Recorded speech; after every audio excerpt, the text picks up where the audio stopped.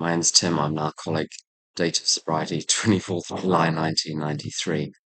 Thank you for asking me to share, Harry. The topic I'm going to talk about, well, the problem, before we get to the topic, the problem is becoming preoccupied with work and success and preoccupied in the sense of mentally uh, concerned with things like how well I think I'm doing, how well others think I'm doing, how much I'm earning, how much work I produce, how much I'm earning for the work I produce, what the productivity is, how much I'm earning per hour, how much I'm earning compared to other people, how long I spend on work, risks to my income stream, how to mitigate those risks. Now, a tiny amount of that is necessary because I run a business. So those are valid parameters to consider. They're not themselves idle. But my problem is that I can become more concerned with those than is strictly necessary for the purposes of doing my job. And that concern is very destructive, firstly, because it attacks my state of mind. And secondly, because it itself represents a separation from God uh, by virtue of the fact it's concern with myself. Anything that consists in a concern for myself is itself a separation from God. And that's problematic as an alcoholic because the connection with God, serving God, is the answer to my alcoholism. If I'm self directed, I will direct myself one day to having a drink. Therefore, I must be not self directed, I must be God directed. What is certainly the case as well, this is part of step one, I suppose, that I can't think my way out of this. I can't simply apply reason and common sense to say, well, tush, I shouldn't be thinking about any of that. That's rubbish. Doesn't work. Uh, I can't apply an intellectual solution to something that is essentially a spiritual problem. The topic is really how to apply the program to these concerns, and it's really to the problem of pride as it manifests in this area of my life. And the solution is humility. There's a quotation here from the 12 and 12. It says, "In all of these strivings, so many of them well intentioned, our crippling handicap had been our lack of humility. We had lacked the perspective to see that character building and spiritual values had to come first, and that material satisfactions were not the purpose of living. Quite characteristically, we had gone all out in confusing the ends with the means. Instead of regarding the satisfaction of our material desires as the means by which we could live and function as human beings, we had taken these satisfactions to be the end final end and aim of life." And just in case anyone thinks that these ideas that Bill came up with in the 12 and 12 are silly little ideas belonging only in some dark corner of AA, which, Bill himself devised. It's not the case at all. In the and this is to take one of 1,000 examples, but happened to be a very good example I came across yesterday from the 1559 Book of Common Prayer, which is the prayer book of the Church of England, where in the baptism service, the minister says, "Do you forsake the devil?" And you say, "Yes, I forsake the devil," or the devil and all his works. "Do you forsake the vain pomp and glory of this world and all of the covetous desires the same?" Answer, "Yes, I forsake them." It's saying the same thing. That what is the devil here? The devil is this insistent voice that says you need to make something of yourself in the world. You need to be someone. You don't want to be the hole in the donut. The devil is that voice.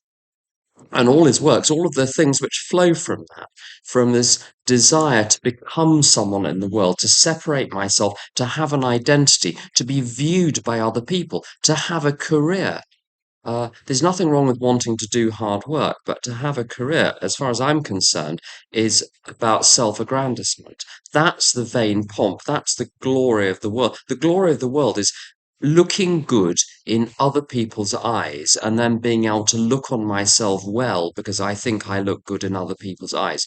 The vain pomp. Pomp is in the um, chapter We Agnostics as well, which links in very beautifully with that. And all the covetous desires, all the things that I want. As soon as I say I want, I'm in the domain of covetous desires.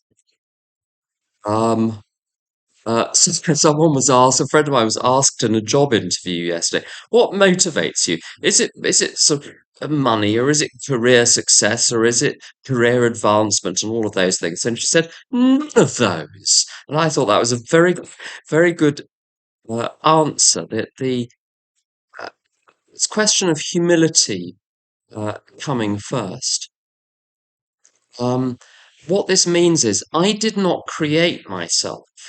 Um, uh, I used to complain as a child I didn't ask to be born, and someone once pointed out, that's absolutely right, you didn't. And that's a very good insight. It means I'm not here for myself. If I'm here for myself, what does that make me? Being here for myself is at the root of my alcoholism. What does my alcoholism say? So I want to feel good right now. How I feel is the most important thing in my life, so I will do whatever I need to do to feel the way I think I ought to feel right now.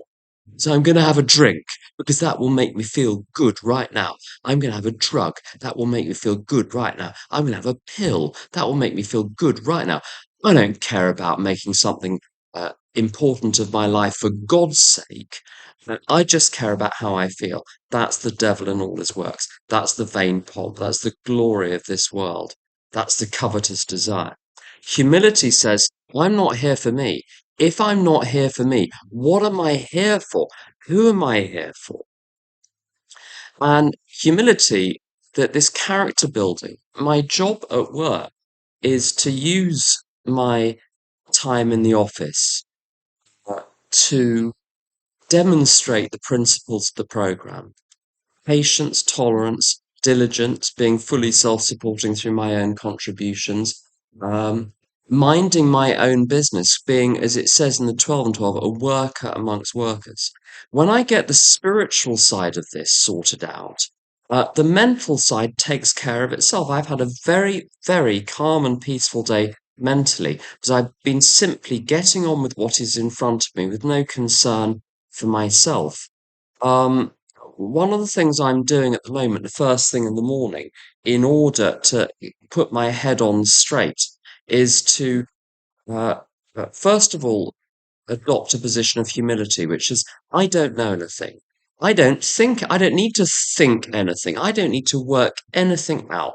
Say to God, I'm here to do your will today. That is it. And I've got some very specific prayers. I say, first of all, I have faith in God's providence and direction. Secondly, I have hope in a good future if I follow God's direction. And thirdly, I'm here to do God's will, which is the closest I can get to loving God. I can't conjure the sentiment, but to place oneself at God's disposal, to lay, which is really laying one's life down for God, is the closest, is a very close approximation to loving God.